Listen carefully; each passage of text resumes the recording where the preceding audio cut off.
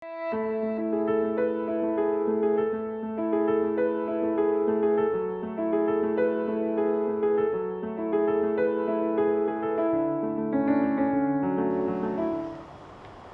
students, my name is Dr. Surya Shah, clinical cardiologist. આજે હું તમને એઓર્ટિક રિગર્ગિટેશન વિશે આગળ ભણાવીશ. આપણે પાછલા લેક્ચર્સમાં માઇટ્રલ સ્ટીનોસિસ, માઇટ્રલ રિગર્ગિટેશન, એઓર્ટિક સ્ટીનોસિસ એ કવર કરી ચૂક્યા છીએ. તો આજના લેક્ચર્સમાં આપણે એઓર્ટિક રિગર્ગિટેશન કવર કરીશું. એઓર્ટિક રિગર્ગિટેશનની ડેફિનેશન જોઈએ તો leakage of blood into એલવી during diastole due to ineffective coaptation of aortic cusp. Means aortic regurgitation means backflow of blood from aorta to LV during diastole. એલવીમાં એઓર્ટામાંથી બ્લડ બેક આવે છે, એના કારણે જે કંઈ પ્રોબ્લેમ્સ, જે કંઈ ફિઝિયોલોજી ક્રિએટ થાય છે એ આપણે સ્ટડી કરવાની છે. એન્ડ કોઝિસ જેના કારણે એઓર્ટિક રિગર્ગિટેશન થાય છે, બરાબર. તો એના causes and further physiology. Causes means etiology for aortic regurgitation. આપણે ડિવાઈડ કરીશું એઓર્ટિક રિગર્ગિટેશનને બે એન્ટિટીમાં: acute aortic regurgitation and chronic aortic regurgitation. First acute aortic regurgitation. એના કોઝિસમાં endocarditis, aortic dissection. Two main causes of acute aortic regurgitation. આ patient જ્યારે બી આવે ત્યારે આપણે આઈસીયુમાં એડમિટ કરતા હોઈએ છીએ. એક્યુટ એઆર માટે એલવી કે હાર્ટ પ્રિપેર હોતું નથી, એટલા માટે શું થાય કે બેક ફ્લો થઈને પેશન્ટ ફેલિયરમાં જશે, એટલે એને બાયપેપને વેન્ટિલેટર પર બી કદાચ મૂકવું પડે, ઓક્સિજન પર મૂકવું પડે. એટલા માટે એવા પેશન્ટને આપણે આઈસીયુમાં લેતા હોઈએ છીએ. એટલે એક્યુટ એઆરના main two causes endocarditis and aortic dissection. Physiology, physiological ફાઇન્ડિંગ્સમાં શું જોવા મળશે? Wide pulse pressure, diastolic murmur, કેમ કે એઆર શેમાં થાય છે? ડાયાસ્ટોલમાં. ડાયાસ્ટોલિક ફેઝમાં એઆર થાય છે, એટલા માટે આપણને ડાયાસ્ટોલિક મર્મર ઓસ્કલ્ટેશનમાં ફાઇન્ડિંગ્સમાં મળશે. Fluoride pulmonary ઇડીમા.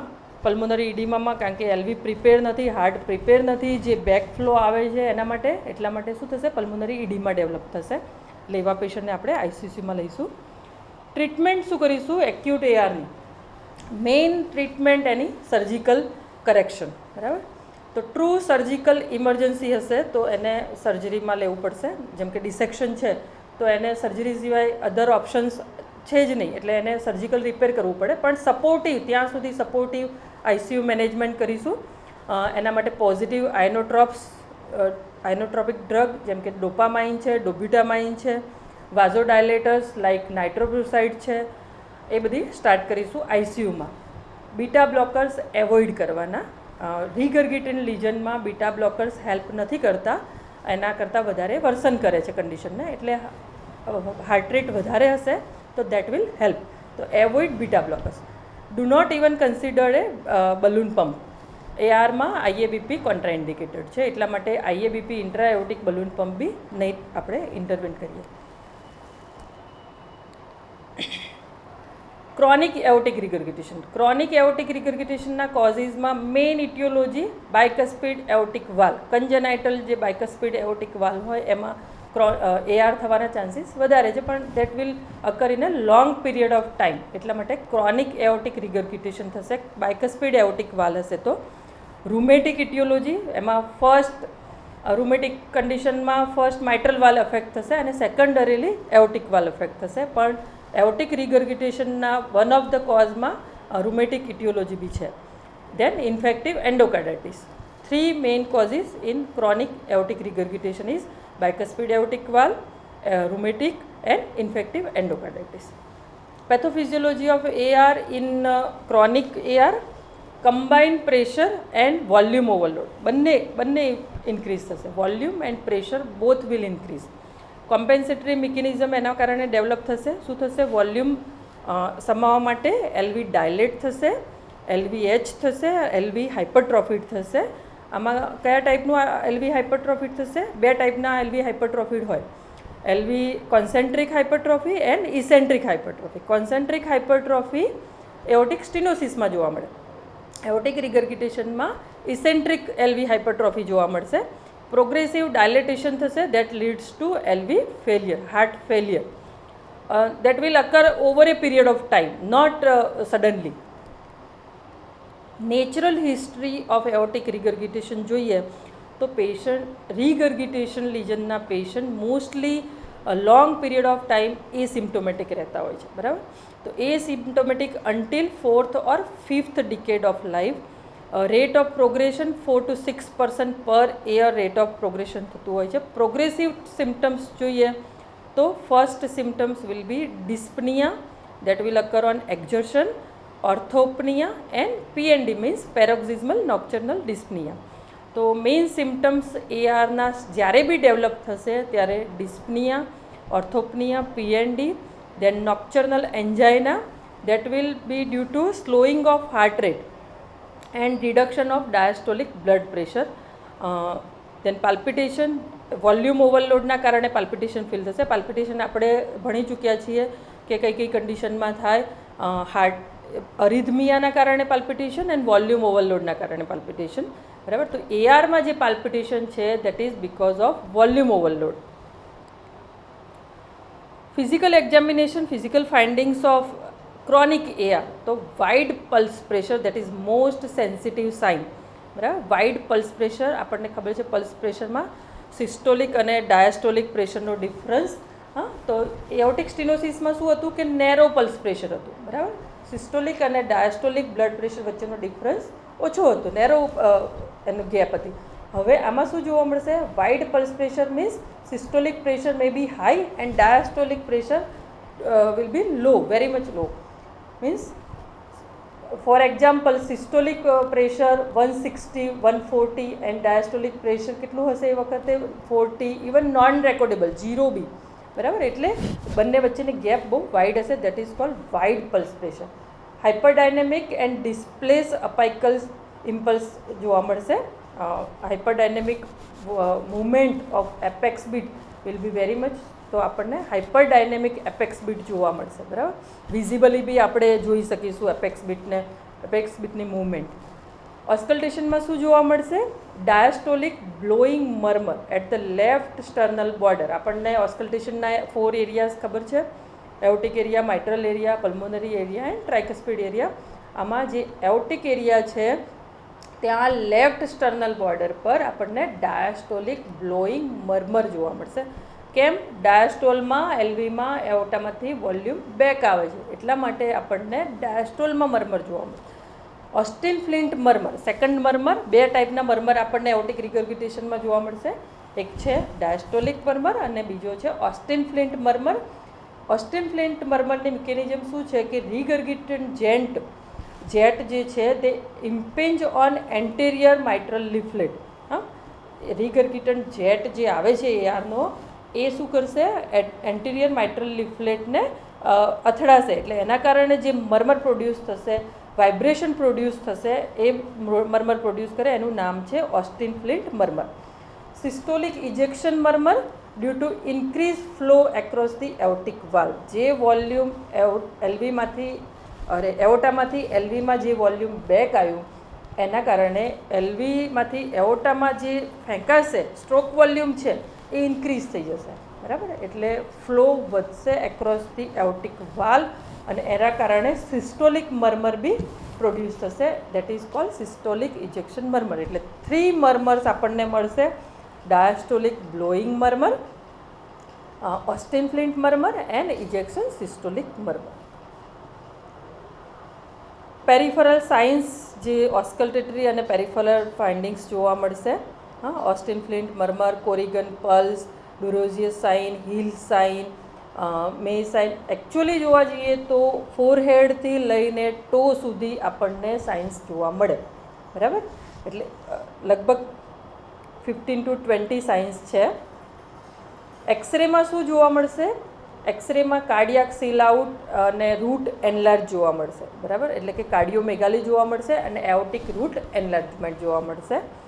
ઇકોમાં LV and aortic valve and aortic root એ બંનેની મોર્ફોલોજી આપણને જોવા મળશે. જેમ કે એઓટિક વાલ છે તો એમાં રૂમેટિક અફેક્શન છે કે નહીં, હા, એઓટિક રૂટ છે તો ડાયલેટેડ છે કે નહીં, અથવા તો ડિસેક્શન છે કે નહીં, બરાબર. તો આપણે એ ઇકોમાં ફાઇન્ડ આઉટ કરી શકીએ. એલવીના ડાયમેન્શન લઈશું, એલવી મેજરમેન્ટ લઈશું, એમાં એલવી ડાયલેટેડ મળશે. પછી એલવી ફંક્શન ડિટોરિએટ થયું છે કે નહીં એ બી આપણે ઇકોમાં જજ કરી શકીશું. એઓટોગ્રાફી કરી શકાય સિવિયરિટી ઓફ ડિસીઝ કન્ફર્મ કરવા માટે. હા, એઓટિક રીગર્ગિટેશનની સિવિયરિટીનું ગ્રેડિંગ કેવી રીતના કરીશું, તો આપણે ઇકો વાઇઝ ગ્રેડિંગ કરીશું, બરાબર. ઇકોમાં મેઇન આપણે એ રીતના ગ્રેડિંગ કરીશું કે એઓટિક રીગર્ગિટેશનનું જે વોલ્યુમ છે એ કેટલું એલવીના ઓક્યુપાય કરે છે, બરાબર. તો લેસ દેન 30% હશે તો માઇલ્ડ એઓટિક રીગર્ગિટેશન, 30 to 59 અથવા 60% છે તો moderate, and more than 60% occupy કરે છે એઆરનો જેટ તો એ સિવિયર એઓટિક રીગર્ગિટેશન. પછી છે એઓટિક રીગર્ગિટેશન ઓરિફિસ પરથી બી એ ડિસાઇડ કરી શકાય, પણ મેઇનલી આપણે જે ડિસાઇડ કરીએ છીએ એ વિના કોન્ટ્રેક્ટા એન્ડ એઓટિક રીગર્ગિટેશન વોલ્યુમ પરથી ડિસાઇડ કરતા હોઈએ છીએ. વિના કોન્ટ્રેક્ટાના આધારે કરીએ તો લેસ દેન 0.3 તો માઇલ્ડ, 0.3 to 0.6 હોય તો મોડરેટ, એન્ડ મોર દેન 0.6 છે તો એ સિવિયર એઓટિક રીગર્ગિટેશન. મેનેજ કેવી રીતના કરીશું એઓટિક રીગર્ગિટેશન? એક્યુટ એઆર તો આપણે જોયું કે આઈસીયુમાં મેનેજ કરીશું, સર્જિકલ ઇન્ટરવેન્શન કરીશું, આઇનોટ્રોપિક સપોર્ટ સ્ટાર્ટ કરીશું. ક્રોનિક એઓટિક રીગર્ગિટેશન છે તો એને કેવી રીતના મેનેજ કરીશું? તો પહેલાં તો જનરલી જોઈએ તો ઇન્ફેક્ટિવ એન્ડોકાર્ડાઇટિસ પ્રોફાઇલેક્સિસ આપીશું. કોઈ બી નાની મોટી પ્રોસિજર કરવી હોય પેશન્ટને તો એની જેમ કે ડેન્ટલ પ્રોસિજર છે કે કોઈ બી આઈએનડી છે કે કોઈ બી નાની મોટી પ્રોસિજર કરતાં પહેલાં એને ઇન્ફેક્ટિવ એન્ડોકાર્ડાઇટિસ પ્રોફાઇલેક્સિસ આપવું પડશે, બરાબર. મેડિકલ મેનેજમેન્ટમાં વાઝો ડાયલેટર સ્ટાર્ટ કરીશું, લાઇક એસી ઇન્હિબિટર્સ, નિફેડિપિન. હા, that will improve the stroke volume. After load ઓછો કરશે, એના કારણે સ્ટ્રોક વોલ્યુમ ઇમ્પ્રૂવ થશે. એટલા માટે આપણે વાઝો ડાયલેટર એડ કરીશું. રામીપ્રિલ છે, આપણે અહીંયા સ્ટાર્ટ કરતા હોઈએ છીએ, રામીપ્રિલ છે, હા, અધર એસી ઇન્હિબિટર્સ. સિરિયલ ઇકોકાર્ડિયોગ્રાફી કરીને મોનિટર કરીશું. અને લાસ્ટ છે surgical intervention. Surgical intervention means aortic valve replacement કરીશું. આપણને ખબર જ છે કે એઓટિક વાલ રિપ્લેસમેન્ટ માટે આપણે જે ઇન્ડિકેશન્સ છે એમાં આપણે ગ્રેડ 1 અને ગ્રેડ 2 ઇન્ડિકેશન પ્રમાણે જોઈએ તો જો સિમ્પ્ટોમેટિક પેશન્ટ હોય વિથ સિવિયર એઓટિક રીગર્ગિટેશન તો એઓટિક વાલ રિપ્લેસ કરીશું. Patient with severe AR undergoing CABG, severe AR છે અને પેશન્ટને સીએબીજી કરવાનું છે, પેશન્ટને એઆર રિલેટેડ સિમ્ટમ્સ નથી તો બી આપણે સીએબીજી પ્લસ એઓટિક વાલ રિપ્લેસમેન્ટ કરીશું.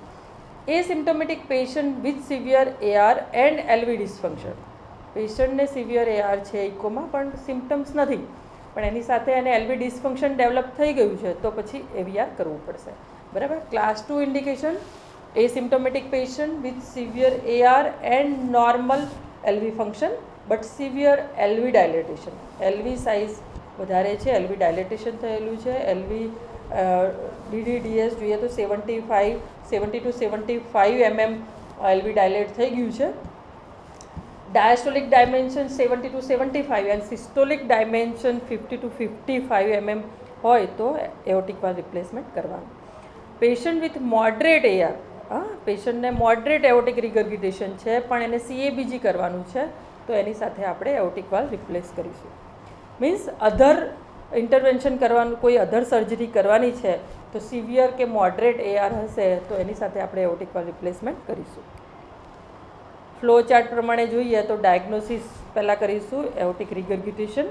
એમાં એક્યુટ એઆર છે કે ક્રોનિક એઆર છે, બરાબર. તો એક્યુટ એઆર છે એમાં માઇલ્ડ મોડરેટ એઆર છે તો એનો ફોલોઅપ કરીશું. નહીં, ક્રોનિક એઆર છે, ક્રોનિક એઆરમાં જો માઇલ્ડ મોડરેટ એઆર છે તો એને ફોલોઅપમાં મૂકીશું. અને સિવિયર ક્રોનિક એઆર છે તો એને એ રીતના જોઈશું કે સિમ્પ્ટોમેટિક છે કે એસિમ્પ્ટોમેટિક છે. ઇફ પેશન્ટ ઇઝ સિમ્પ્ટોમેટિક તો એને એવીઆર કરીશું, પણ એસિમ્પ્ટોમેટિક છે તો એનું એક્સરસાઇઝ ટેસ્ટિંગ કરીશું, જેમ કે ટીએમટી. નોર્મલ આવે છે એક્સરસાઇઝ ટેસ્ટિંગ તો આગળ એલવી ફંક્શન જોઈશું, એલવી ફંક્શન નોર્મલ છે તો એલવી ડાયલેટેશન છે કે નહીં એ જોઈશું, એલવી ડાયલેટેશન છે તો એવીઆર કરીશું, એલવી ડાયલેટેશન નથી તો એને સિરિયલ ફોલોઅપ કરીશું. એલવી ફંક્શન ડાઉન છે, હા, લેસ દેન 50% છે તો એવીઆર કરીશું. મીન્સ પેશન્ટ સિમ્ટોમેટિક છે, પેશન્ટને એલવી ડિસફંક્શન છે તો એવીઆર કરીશું. એલવી ડાયલેટેડ છે તો એવીઆર કરીશું. ઓકે, સિમ્પ્લિફાઈડ રીતે જોઈએ કે એવીઆર ક્યારે કરીશું તો એની symptoms at rest or exercise with severe aortic regurgitation તો એઓર્ટિક વાલ્વ રિપ્લેસ કરીશું. એ સિમ્ટોમેટિક પેશન્ટ છે અને ઈએફ ડાઉન છે તો આપણે એઓર્ટિક રિપ્લેસમેન્ટ કરીશું. આપણે જે કંઈ આ લેક્ચરમાં સ્ટડી કર્યું એના રિલેટેડ 2 ક્વેશ્ચન હું તમને આપીશ, એ તમારે મને ઈમેલમાં એના આન્સર મોકલવાના છે. બરાબર? એ આન્સર હું પછી ફોલોઅપમાં લઈશ. Thank you.